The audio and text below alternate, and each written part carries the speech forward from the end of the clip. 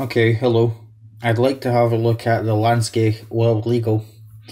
I believe the thought behind this knife was it's intended to be legally carried in over 200 countries. That mostly will apply to European countries because we do have some of the more tougher knife laws, although some of Europe does have pretty decent knife laws. The UK has some pretty shit knife laws, but this knife is legal to carry here. The blade is definitely under 3 inches, under 7.62 centimetres, and I'm just going to lie this roller here beside it. I'm not that great with measurements personally, but it has an overall length of around 18.5 centimetres. You can see there the blade length. It's about just under 7 centimetres actually. It is quite wide and it is fairly thick. I'll try and measure that. About 4mm thick maybe. Yeah. So as you can see, it is a bit of a beast of a knife or something that is legal to carry in the UK. There are other knives like this. In my opinion, this actually really pushes the law to the limit. I don't really think that the UK law was intended on letting us carry knives like this. I think it was just for knives like this. You can see there's quite a difference, although the wind length there's not that much of a difference. Or something like this. I don't think the law was ever intended on letting us carry something like this, but as it stands right now, this is perfectly legal to own and carry in the UK. Obviously there are exceptions, pubs and clubs for example. It is a two-handed opening knife, so you can't just open it with one hand, you have to use both. This is a nail nick and a rather large one at that, but I don't really see the point, because if you try to use that to open this knife, you're going to break your nail and it's going to hurt. It's just not necessary because you just hold the whole blade. There's definitely enough blade there that's pretty easy. Now this is fairly stiff and I can't see this knife closing on your fingers, although there is not a choil to put your finger between the blade and the handle. Now I believe, yeah, there is steel underneath these scales. That's a good thing. This pommel end here is also steel. You could probably use that almost like a hammer. As you can see, there's a lanyard loop, a lanyard hole, and there are 4 positions for the pocket clip. I don't think I've ever used this. I'm not really interested in blade steel personally, but it does say on it 440C stainless. I believe this knife was made in China,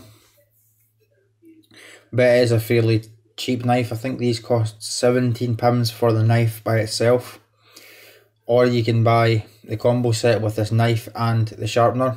That's the one I bought. I can't remember how much I paid for it. I think around £25 off Heine Haynes. I think it's a good price for a fairly decent knife. As you can see, it does have a fairly strange blade shape. It kind of reminds me of a karambit, even though it looks nothing like it. It says here, designed by Williamson Urban Tactical. Now, going by that, and the shape and the feel of this knife, it feels like it's meant to be a self-defense knife, which to me is kind of silly, because in countries where we have really strict knife laws, like the UK and like several other European countries, you're not allowed to carry a knife for self-defense, so that's a little bit misleading. And the shape of the blade does look like it lends itself to self-defense, and it is actually very comfortable to hold in a reverse grip position like this, like a karambit. And I don't doubt that this would be very effective at slashing someone like this, which obviously you shouldn't do, or even like this. It is very comfortable. Now, because of that blade shape, on the very tip, it will be very good for draw cuts, so on a box or something. It is a bit of an intimidating looking blade, and it does have pretty thick steel. I quite like that personally. As I said, it is very stiff opening and closing. I'm sure you could hear that on the camera.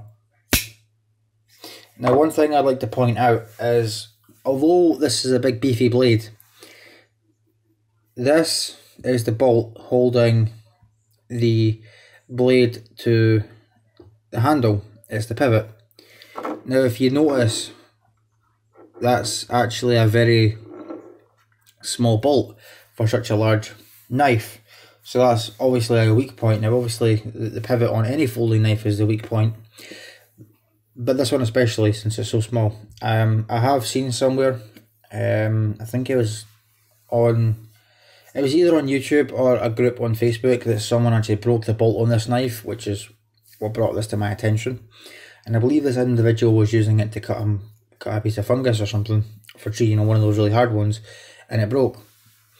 I've never actually put this knife to hard use. I've only carried it a few times. I don't actually put any of my knives to hard use.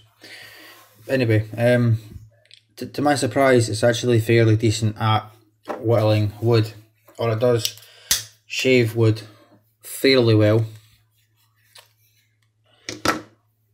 I'm not entirely sure what a good use for this knife would be, other than collection, because the blade doesn't really lend itself all that well to that many tasks. Now, it's a knife, you could do whatever you want with it. You could open packages, you could whittle with it, probably. I mean, it'd be difficult. I wouldn't baton with it because you'd probably break it.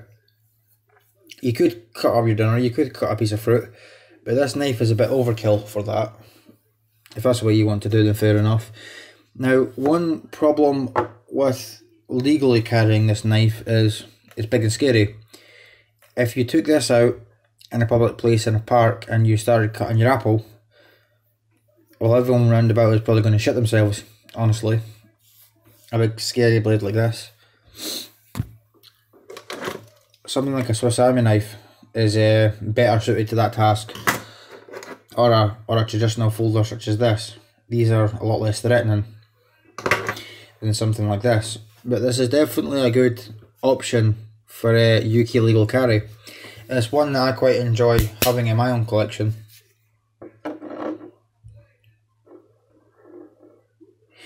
And it's a good, affordable budget knife. This is most definitely a budget knife. This is, as I said, a Lansky, the makers of the Lansky sharpening system. I do have one of the cheaper sharpening systems. Overall, I think it is a decent knife, although I'm yet to find a use for it. Now, before I end this video, I do have the Madrock, and I'll possibly do a video on this knife at another point. Now, this is definitely more of a self-defense type shape. Doesn't mean that's what you have to use it for, but it would certainly be very good at that job. I'm just going to do a side by side before I end this video. The Madrock here is slightly cheaper as well.